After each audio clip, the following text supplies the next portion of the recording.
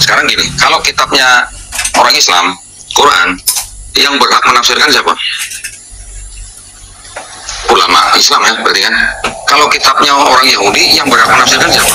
Ya ulamanya Yahudi kan. Oke, kalau kitabnya Kristen, oke, ini orang Kristen juga yang berhak menafsirkan. Tetapi kalau kitabnya orang Kristen ditafsirkan oleh kitabnya orang Yahudi ditafsirkan oleh Kristen, tetapi menggunakan kacamata Kristen, jadinya ini, gitu. Ya, jadinya ini. Jadi seolah-olah kitab ini sudah berbicara atau meramalkan Yesus di kitab ini. Kalau ditanya orang Yahudi, ada nggak di sini ramalan atau nubuat buat Yesus gitu? Nihil, nggak ada, kosong. Ya, ini lagi ngomongin raja siapa, dianggap buat Yesus. Ini lagi ngomongin nabi siapa, dianggap buat Yesus.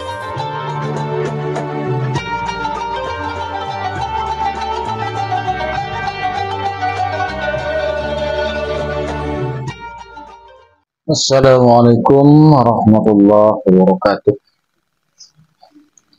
Bismillahirrahmanirrahim. Alhamdulillahirabbil alamin. Wa bihi nasta'inu ala umuri dunya waddin. Wassalatu wassalamu ala asyrofil anbiya wal mursalin sayyidina Muhammadin wa ala alihi wa sahbihi ajma'in. Bapak Ibu, sahabat Cahyati yang dirahmati Allah. Di kesempatan kali ini kita jumpa lagi di channel YouTube kami Cahyati 80. Mudah-mudahan kita senantiasa mendapatkan lindungan dan rahmat dari Allah, mendapatkan taufik dan hidayahnya, mendapatkan ridho dan inayahnya, dimudahkan segala usahanya, dilancarkan rezekinya, serta dikabulkan amalnya. Amin ya rabbal alamin. Tak lupa kami ucapkan terima kasih kepada Bapak Ibu, pemirsa, sahabat yang telah mendukung channel kami, men-subscribe channel kami. Jazakumullah khairan. Dan bagi pemirsa yang baru bergabung, baru menemukan channel kami, jangan lupa klik tanda jempolnya, klik tombol subscribe-nya, nyalakan tanda loncengnya, klik tanda jempolnya, dan tinggalkan komentar di bawah video ini. Bapak Ibu sahabat Cahyati yang dirahmati Allah, di kesempatan kali ini kami membawakan video dakwah kristologi dari Koh Don Ritan. Jadi beliau itu akan menyampaikan dan menjelaskan asal usul atau asal muasal dari kitab orang Kristen. Tujuannya beliau itu dakwah kristologi, satu adalah untuk membentengi akidah iman kita, akidah umat Islam pada umumnya, dan menangkal kristenisasi yang yang ada di Indonesia ini. Ya, mudah-mudahan apa yang beliau sampaikan nanti bisa menjadi pencerahan kepada kita, menjadi tambahan ilmu, tambahan wawasan, sehingga kita bisa mewaspadai gerakan-gerakan kristenisasi di sekitar kita. Agar tidak terlalu lama, mari kita langsung simak videonya. Alhamdulillah, senang sekali pada sholat subuh pagi ini saya bisa berada di Masjid Babu Salam ya, Pondok Bambu ya, Jakarta Timur. Alhamdulillah. Nama saya Don Ritan, mungkin ada yang sudah tahu, mungkin juga belum. Tan itu marga saya. Kalau dalam bahasa Cina, dialek Hokkien itu marga itu se. Jadi saya Dondi, setan. Setan Pak ya, bukan setan Pak. Alhamdulillah saya kembali ke fitrah saya, ya, kembali ke fitrah manusia, menjadi muslim tahun 2014, 25 Juli 2014. Tapi saya kembali ke Islam bukan karena mimpi-mimpi, bukan karena mimpi ketemu ini, lihat itu, tidak. Saya memang alhamdulillah mempelajari ulang kitab saya dan juga mempelajari Quran. Tapi mempelajari Qurannya bukan bahasa Arabnya ya, waktu itu saya masih terjemahannya.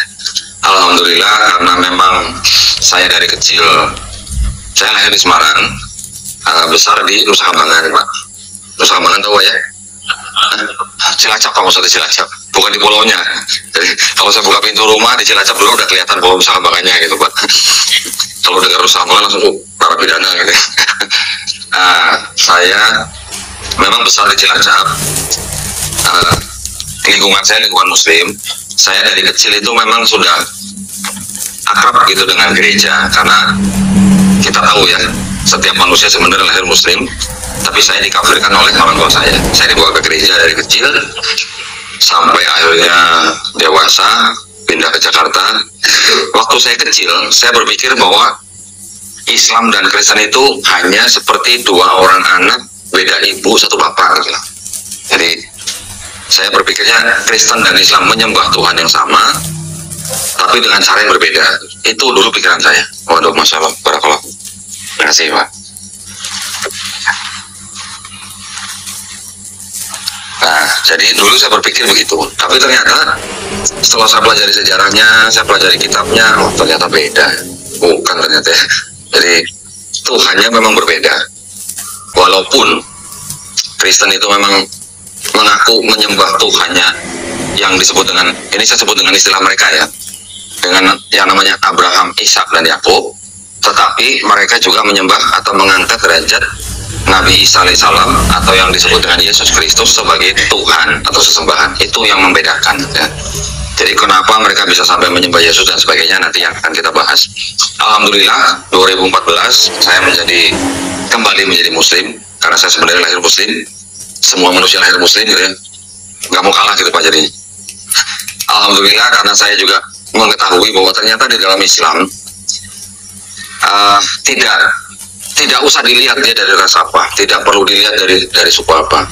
Ternyata yang paling baik di mata Allah Subhanahu wa Ta'ala adalah yang bertakwa ya. Jadi itulah yang membuat saya akhirnya bisa menerima Islam, alhamdulillah. Nah, jadi kalau mungkin bapak-bapak di sini atau ibu-ibu biasa mendengar kajian dari ustadz-ustadz yang datang sini, mungkin yang dibahas kan Islam Quran gitu ya. Ini manggil saya yang dibahas sebelah nih, nggak apa-apa Pak. Oh nggak apa-apa. Karena begini, karena memang kenapa kita harus membandingkan ya? Kalau tidak membandingkan, kita tidak tahu kelebihan dan kekurangan gitu ya. Saya setelah masuk Islam 2014 bergabung dengan sebuah yayasan, namanya Yayasan Pembina Mu'alaf At-Tauhid, berpusat di Surabaya. Yayasan ini bergerak di bidang pembinaan mu'alaf dan juga perang pemikiran. Oh, perang pemikiran itu apa? Kita berdakwah dengan berdakwah ilmu kristologi. Nah, jadi saya merasa cocok dengan yayasan ini karena memang ada ilmu kristologinya. Apa itu ilmu kristologi? Ilmu kristologi itu sebenarnya adalah salah satu bidang ilmu yang mempelajari tentang posisi Nabi Isa alaihissalam di dalam agama Nasrani. Itu ilmunya. Ternyata dengan menggunakan ilmu kristologi, kita sebagai umat Islam perlu mengetahui ilmu ini. Karena apa? Karena selain juga untuk menguatkan iman kita sebagai umat Islam, juga bisa membentengi akidah kita dari upaya-upaya pendangkalan akidah atau upaya-upaya pemurtadan yang memang dari dulu hingga sekarang itu dilakukan oleh saudara-saudara kita Nasrani ya. Diakui, tidak diakui, itu masih ada gitu ya. Kalau di kompleks ini ada nggak Pak kira-kira Pak? Pernah kejadian nggak upaya-upaya pemurtadan di sini Pak? Ada? Nggak ada? Alhamdulillah. Kalau di tempat lain bapak-bapak ada yang tahu masih ada upaya-upaya seperti itu? Ada? Ada Pak? Oh, Jawa Barat tuh. Tempatnya kameramen tuh Pak, Jawa Barat. Ciranjang tuh Pak. Kampungnya ini tuh Pak. Di kampung dia itu gereja ke gerejanya kelihatan tuh Pak beda. Jadi saking banyaknya gereja, dari gereja satu ke gereja lain bisa kelihatan gitu. Ya, di Ciranjang. Memang di situ adalah kantong Kristen yang disediakan Belanda memang untuk orang-orang Kristen pada waktu itu. Saya aja pernah ke kediamannya Kiai Haji Idrus Ramli ya, mungkin bapak-bapak pada tahu ya. Kiai Haji Idrus Ramli, ketika saya nyampe ke rumahnya, saya nyasar ke komplek rumah di belakang rumah beliau. Ternyata di belakang komplek rumah beliau tuh rumah-rumah tuh semua tanda salib besar-besar Pak. Iya, saya kaget loh. Ketika saya sampai di rumahnya Kiai Haji Idrus Ramli, saya tanya, Ustaz, itu di belakang kok banyak rumah yang salib-salib besar-besar? Itu komplek dulunya mantan pegawai-pegawai pabrik gula Belanda. Jadi orang-orang Indonesia dulu yang kerja di pabrik Belanda wajib masuk Kristen. Nah, gitu ya. Jadi memang kristenisasi itu memang sudah dilakukan baik semenjak ketika Belanda datang, sebelum Belanda pergi pun masih, ketika sebelum kemerdekaan pun masih, dan setelah kemerdekaan pun sampai sekarang masih dilakukan. Lewat apa? Banyak sekali ya. Bisa lewat pernikahan, bisa lewat jalur pendidikan, bisa lewat jalur kesehatan, bisa lewat jalur pemerintahan, bisa lewat jalur militer pun bisa. Nah, jadi memang semuanya dilakukan hampir di semua daerah di Indonesia. Memang betul Kristen masuk lewat Indonesia bagian timur, tetapi ketika sudah terbentuk kekristenan di daerah Indonesia Timur itu, Belanda menggunakan orang-orang Indonesia Timur untuk ke daerah Indonesia Barat melaksanakan proyek atau misi kristenisasi. Ya, itu memang banyak sekali catatan yang masuk ke dalam lembaga-lembaga dakwah Indonesia. Catatannya semua komplit, di daerah mana aja, misinya bagaimana, strateginya bagaimana, semuanya ada. Kenapa? Karena memang agama mereka adalah agama misi. Kalau agama Islam, kita ini agama misi bukan, Pak? Agama misi itu artinya agama yang mengajak orang lain di luar agama itu untuk masuk ke dalam agamanya. Agama Islam agama misi bukan, Pak? Hah?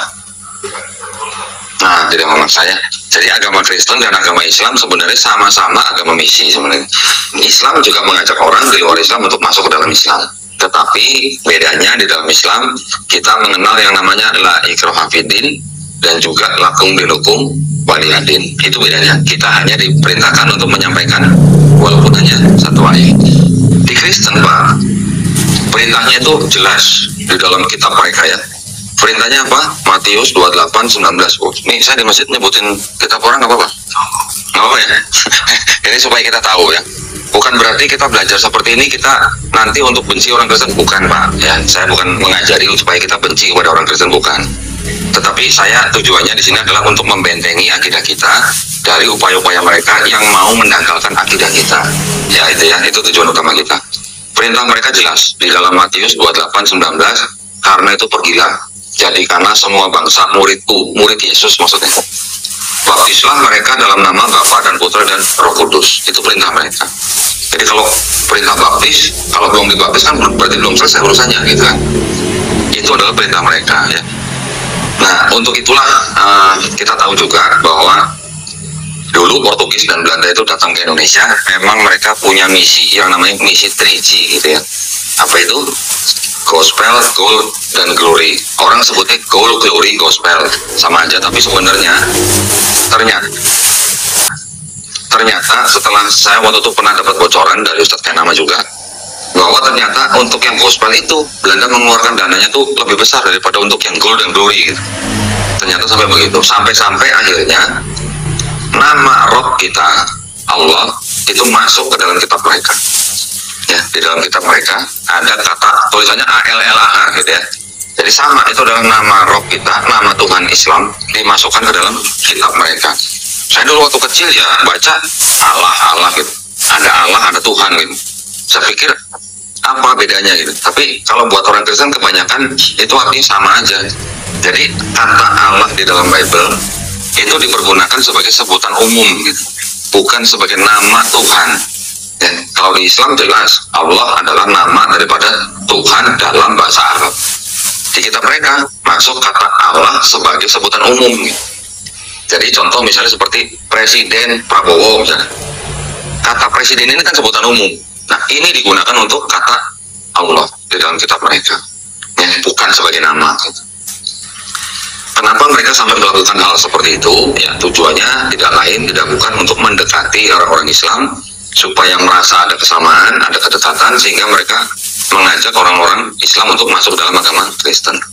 Bahkan sampai mereka bikin kitab mereka menggunakan nama Isa Al-Masih. Untuk kalangan Kristen mereka cetak Yesus Kristus, untuk kalangan Islam mereka cetak Isa Al-Masih. Wah, kudu ngarang ini asumsi ini gitu. Ada kitabnya saya bawa nih, Pak. Ya. Ini kitabnya nih, yang mereka sering bagi-bagikan ke umat Islam di daerah-daerah. Tulisannya apa nih? Kitab suci Injil tulisannya. Nah, kenapa mereka banyak menggunakan istilah-istilah Islam gitu ya di dalam tradisi mereka? Ya tujuannya itu untuk mendekati umat Islam. Nah, jadi kita sering melihat, kalau kita melihat nih ada kitab begini nih, ada tulisannya Injil gitu. Kita kan harus berpikir, apakah ini kitab Injil yang diterima Nabi Isa alaihissalam? Itu kan yang penting kan, Pak ya. Jangan sampai kita menganggap ini sebagai Injil yang diterima oleh Nabi Isa alaihissalam. Itu yang harus kita tahu gitu. Nanti ada lagi kitab yang ada tulisannya Taurat gitu, atau Torah dalam bahasa Inggrisnya. Nah, apakah kitab Taurat ini yang diterima oleh Nabi Musa alaihissalam? Nah, karena apa? Karena di Quran kan kita sering membaca. Quran membenarkan kitab-kitab yang telah diberikan sebelumnya, yaitu Taurat, Zabur, Injil. pertanyaan buat kita, apakah Taurat, Zabur, Injil yang dimaksud Quran itu adalah ini dan ini gitu. Nah, ini yang harus kita tahu nih. Jadi jangan sampai kita menganggap ini Taurat yang diterima Nabi Musa alaihissalam, ini kitab Injil yang diterima oleh Nabi Isa alaihissalam. Itu yang penting ya. Saya sudah pelajarin kapan ini ditulis, siapa yang kira-kira menulis, siapa yang menyusun, di mana disusun, kapan beredar, aslinya masih ada atau enggak, diterjemahkan ke bahasa apa, dijadikan kitab apa gitu. Nah, itu yang saya ingin bagikan ya kepada umat Islam, bahwa jangan kita menganggap bahwa Taurat, Zabur, Injil yang disebut di dalam Quran kita itu adalah kitabnya orang Yahudi dan kitabnya orang Kristen. Ya. Saya agak prihatin gitu kalau masih ada saudara-saudara kita yang Muslim menyebutkan kitab ini sebagai Taurat, menyebut kitab ini sebagai Injil. Bukan, ini bukan Taurat dan Injil yang dimaksud dalam Quran. Ya, jadi karena kita sudah tahu bahaya pemurtadan itu, makanya saya dan teman-teman di dalam Yayasan Pembinaan Mu'alafat Tauhid, kita semuanya melakukan yang namanya dakwah kristologi. Kenapa? Karena kita menganggap bahwa dakwah kristologi ini adalah dakwah tauhid, dakwah yang mengajak orang untuk bertauhid. Saya alhamdulillah diamanahkan sebagai ketua Litbang di Yayasan Pembinaan Mu'alafat Tauhid. Jadi saya diberi target untuk berdebat dengan pendeta gitu ya. Setahun 2 kali saya harus debat. Tahun ini saya baru sekali nih. Ini udah bulan November. Susah nyari pendeta untuk diajak debat ternyata sekarang. Susah ternyata sekarang cari pendeta untuk diajak debat. Mungkin apa karena mereka takut perpuluhan berkurang atau bagaimana, saya nggak tahu ya. Tapi tujuan kita mengajak berdebat itu adalah untuk edukasi sebenarnya. Jadi target kita bukan pendetanya, tapi target kita adalah untuk penonton. Entah itu penonton yang Muslim ataupun yang belum Muslim. Saya sebutnya belum Muslim ya, jangan non Muslim ya. Belum Muslim ya. Insya Allah mereka balik Muslim. Jadi saya mengajak pendeta berdebat itu intinya untuk edukasi. Bagaimana kita bisa membuktikan bahwa di dalam kitab-kitab mereka ini sudah ada perubahan-perubahan. Ini sesuai dengan apa yang sudah difirmankan Allah SWT di dalam surat Al-Baqarah ayat 79. Ya, kita semua tahu bahwa mereka sudah merubah-rubah dan mereka mengaku ini berasal dari Allah. Ini yang saya perlu buktikan gitu, baik kepada umat Islam juga kepada mereka. Makanya ketika saya di studio gitu ya, hampir setiap hari sekarang saya terima tamu baik dari kalangan umat Kristen ataupun dari kalangan umat Islam. Kalau yang Kristen biasanya mereka ingin berdiskusi dengan kitab-kitab mereka. Nanti ada yang bersyahadat, ada yang tidak masalah. Saya tidak pernah mengajak mereka untuk atau merayu mereka untuk masuk Islam, tidak. Tetapi saya hanya membeberkan bukti-bukti apa yang sudah terjadi dalam kitab mereka, perubahan apa gitu. Tamu-tamu saya yang datang dari kalangan Islam juga ada. Ada yang anaknya mau murtad, ada yang anaknya sudah murtad, atau mungkin pasangannya, suami atau istri yang sudah murtad, juga banyak yang datang ke saya. Alhamdulillah ada yang kembali bersahadat, ada juga yang tidak ya. Semuanya kita kembalikan kepada mereka karena kita tahu hidayah bukan dari siapa-siapa kecuali dari Allah SWT ya. Nah, saya ingin membagikan nih informasi kepada bapak-bapak di sini bahwa kalau kita bicara tentang kekristenan, tentunya tidak luput kita akan bicara tentang akidah juga tentang kitab mereka. Kenapa? Karena fondasi daripada sebuah agama itu adalah kitab sucinya, gitu kan? Kalau nabinya masih hidup, kita masih bisa berpegang kepada nabinya. Tapi kalau nabinya sudah nggak ada, apa yang kita mau pegang selain kitabnya? Nah, jadi hanya kitab sucinya itu yang harus kita uji, gitu ya. Nah, kekristenan timbul kira-kira di abad pertama, ya, oleh orang yang namanya Paulus ternyata. Oh, ternyata bukan Yesus yang bikin agama Kristen, yang menciptakan atau menurunkan agama Kristen itu bukan Yesus ternyata. Kalau kita baca di dalam kitab Kristen sendiri, Paulus dan Barnabas dan pengikut-pengikutnya yang tinggal di Antioquia kira-kira beberapa tahun setelah yang disebut dengan Yesus Kristus diangkat atau Nabi Isa AS diangkat, barulah mereka disebut sebagai Kristen. Kalau kita baca lagi di kitab mereka, Yesus itu sendiri tidak pernah mengucapkan kata Kristen, apalagi mengajarkan kekristenan. Ya, kita sekarang harus mengetahui bahwa di dalam kitab mereka yang ini, atau saya pegang yang ini. Nah, kalau yang ini nih kitab khusus orang Kristen Katolik gitu ya. Kalau yang Katolik itu mereka punya kitab atau surat di dalamnya sampai 73 surat. Kita mengenal kalau di Quran kan surat gitu ya. Tapi kalau yang Protestan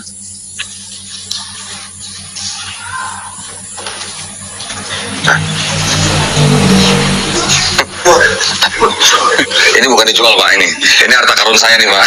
Kalau debat saya bawanya beginian nih.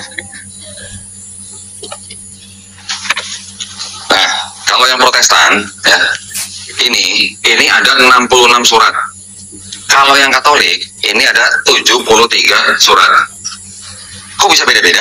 Nah, karena memang mereka timbulnya beda abad gitu, beda waktu gitu. Jadi di dalam kekristenan itu ternyata mungkin saya bilang banyak sekali, nanti disangkain ini ya, cukup banyak gitu. Denominasi gitu lah, denominasi itu golongan gitu ya. Di seluruh dunia sekarang total itu hampir 60.000 denominasi Kristen. Begitu banyaknya, sampai-sampai kitabnya aja versinya begitu banyak gitu. Kalau kita Quran versinya banyak apa? Nah, versinya cuma satu ya. Tapi mushafnya macam-macam ya. Di Indonesia kita pakai mushaf Hafiz, nanti di Maroko ada pakai yang Waras gitu ya. Tetapi semua Quran di seluruh dunia jumlah suratnya sama nggak Pak? Semua sama. Jumlah ayatnya semua sama nggak Pak? Jumlah ayatnya sama. Penomoran ayatnya sama nggak Pak? Penomoran ayatnya ada yang beda Pak. Penomoran ayatnya ada yang berbeda. Ada yang memberi nomor kalimat basmalah, ada yang tidak. Ada yang memberi nomor dalam ayat-ayat itu dipisahkan dengan nomor yang berbeda dengan mushaf yang lain. Itu hanya sistem penomoran ayatnya saja. Tapi jumlah ayatnya semua sama, gitu ya. Jumlah suratnya sama. Nah, kalau Kristen, yang Protestan 66 kitab, yang Katolik 73 kitab atau surat. Ini ada yang Ortodoks. Ortodoks 78 surat. Sudah selesai belum Pak?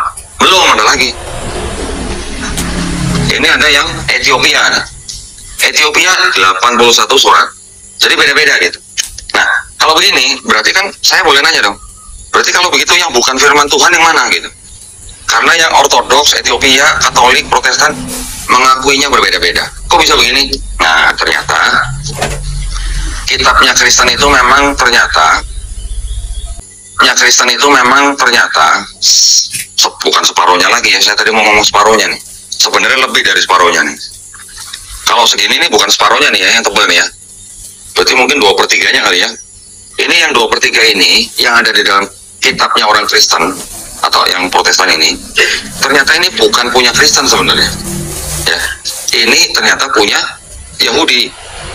Kok bisa begitu? Nah, ini kitabnya orang Yahudi nih. Ini kitabnya orang Yahudi yang masih dipakai sampai sekarang. Kitabnya orang Yahudi itu namanya apa? Namanya Tanakh. Ini Tanakh nih. Tulisannya T-A-N-A-C-H, Tanakh. Ya, Tanakh ini sebenarnya singkatan dari kata Torah, Nevi'im, Ketuvim. Torah itu adalah yang disebut dengan 5 kitab Musa, ya. Kejadian, Keluaran, Imamat, Bilangan, Ulangan. Nggak usah dihafalin Pak, ini Pak, nggak perlu. 5 kitab Musa. Yang Nevi'im itu adalah kitab nabi-nabi gitu. Jadi kitab-kitab yang bercerita tentang nabi-nabi. Di Yahudi mereka bagi ada nabi besar, ada nabi kecil gitu ya.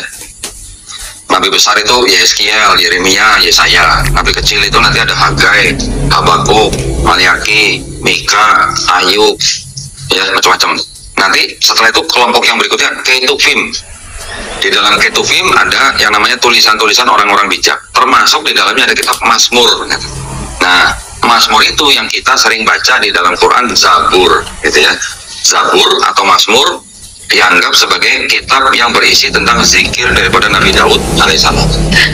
Nah, kitab ini ditulis dalam bahasa Ibrani. Bahasa Ibrani itu mirip dengan bahasa Arab. Ditulis ditulis dari kanan ke kiri. Perbendaharanya kurang lebih juga mungkin sekitar 40-50% sama. Jadi kalau orang Yahudi dengar orang Arab ngomong, mereka paham maksudnya. Cuman ngomongnya mungkin sedikit susah gitu ya, tapi mereka paham maksudnya dari kata-kata yang sama. Begitu juga orang Arab dengar orang Yahudi ngomong juga mereka sedikit memahami gitu mereka.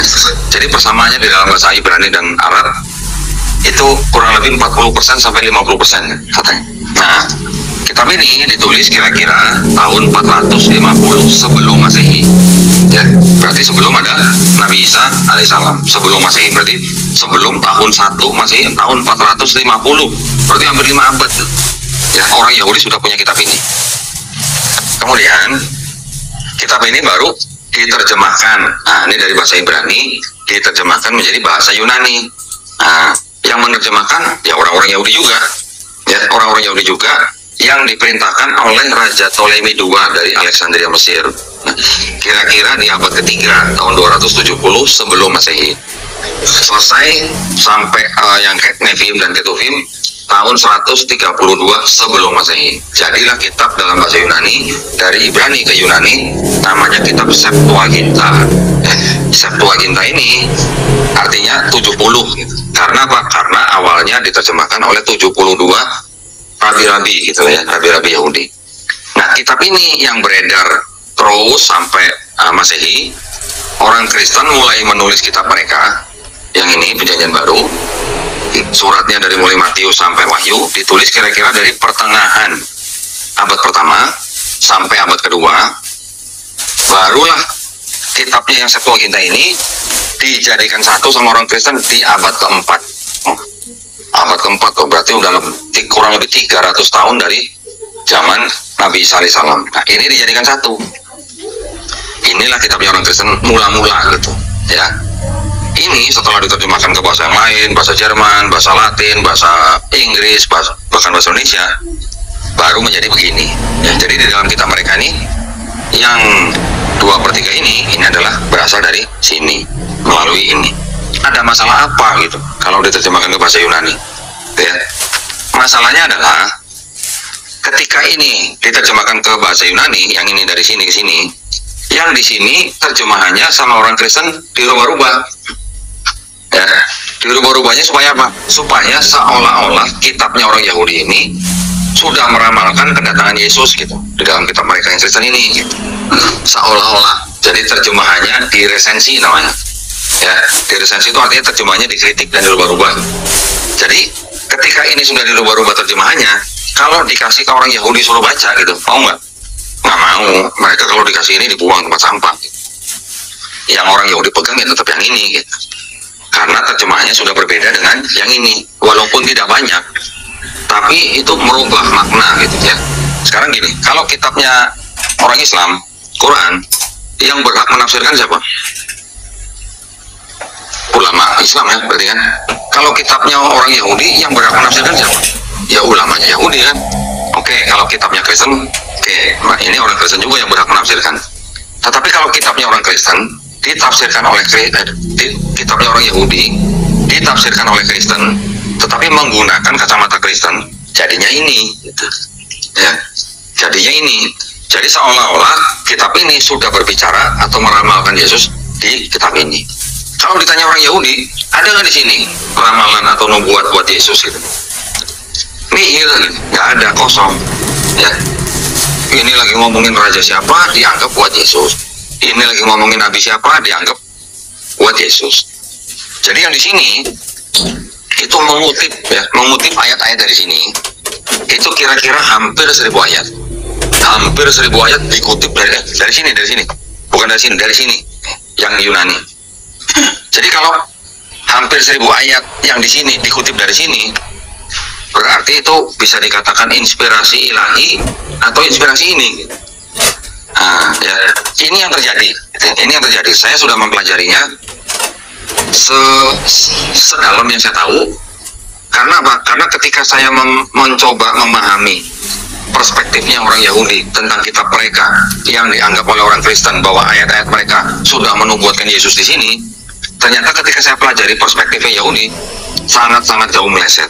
Gitu. Nah, ketika diberitahukan bahwa ini untuk siapa sebenarnya, giliran saya balik ke sini, baru ketahuan, oh ada kata-kata Ibrani ketika sudah diterjemahkan menjadi bahasa Yunani, ada kata-kata Ibrani ketika sudah diterjemahkan menjadi bahasa Yunani, terjemahannya dirubah-rubah. Ya. Bapak Ibu sahabat Cahyati yang dirahmati Allah, demikianlah konten yang kami persembahkan pada kesempatan kali ini. Mudah-mudahan bermanfaat bagi kita bersama, menjadi tambahan wawasan, menjadi tambahan pengetahuan bagi kita bersama. Amin amin ya rabbal alamin. Dari kami ada bila kesalahan, kekurangan, mohon maaf yang sebesar-besarnya. Hadanallahu wa iyyakum. Wassalamualaikum warahmatullahi wabarakatuh.